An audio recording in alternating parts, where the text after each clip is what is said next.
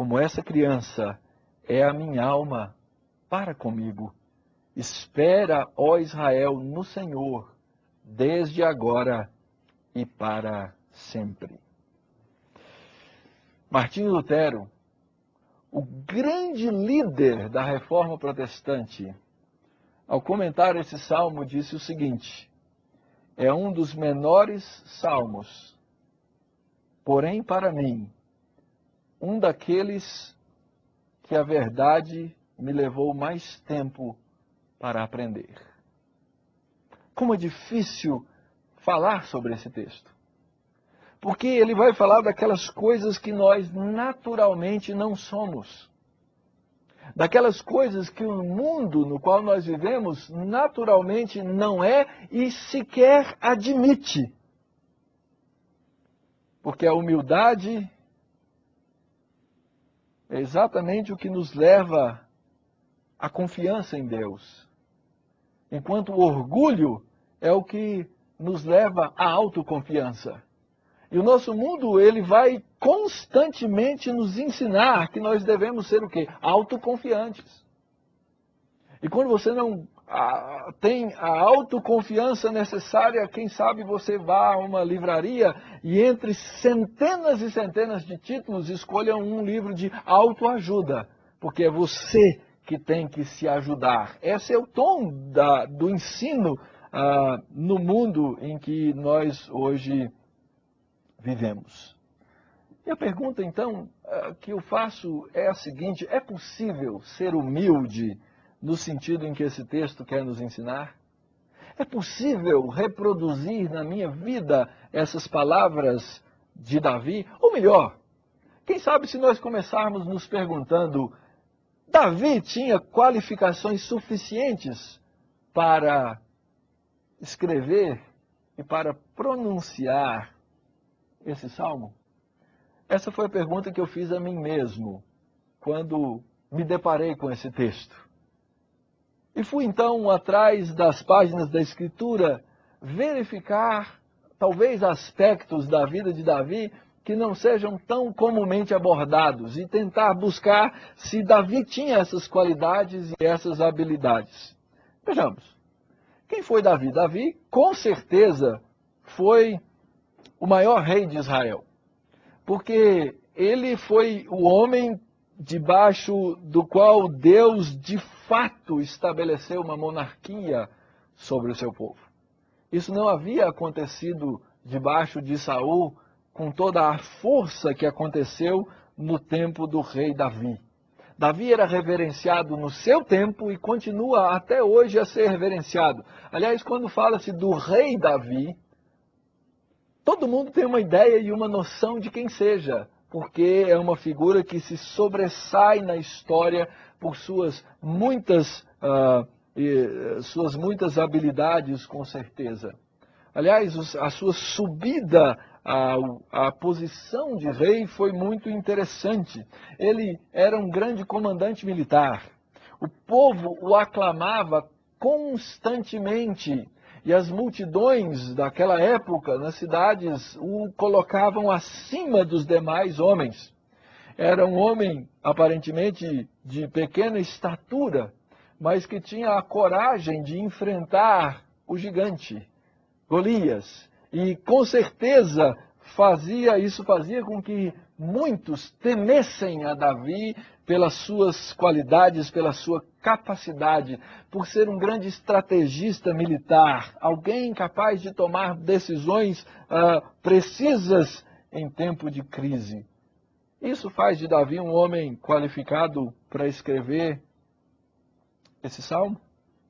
Todo esse poder e toda essa admiração que Davi tinha sobre a sua pessoa o qualificavam para isso?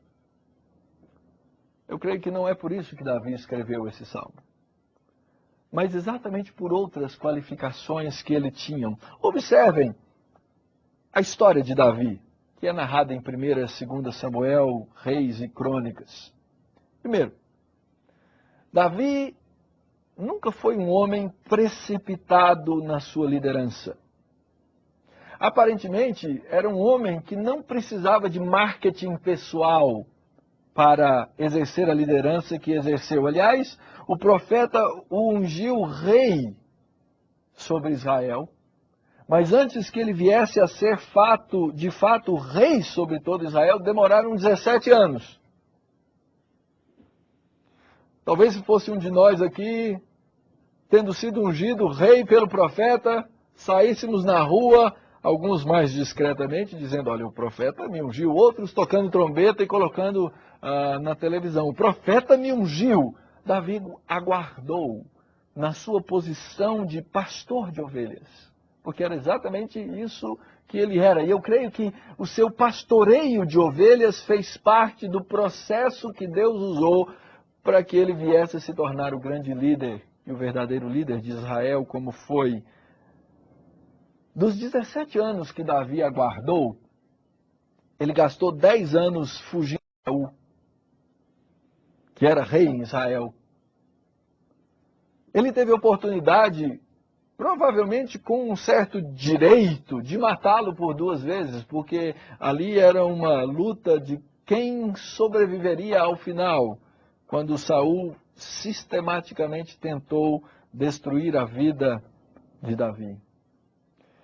Depois desses 10 anos, é que Davi foi ungido rei sobre Hebrom, uma parte menor, quase que insignificante, ao sul de Israel, e ali ele permaneceu reinando 7 anos, enquanto o filho de Saul, Isbosete, reinava sobre todas as outras tribos de Israel.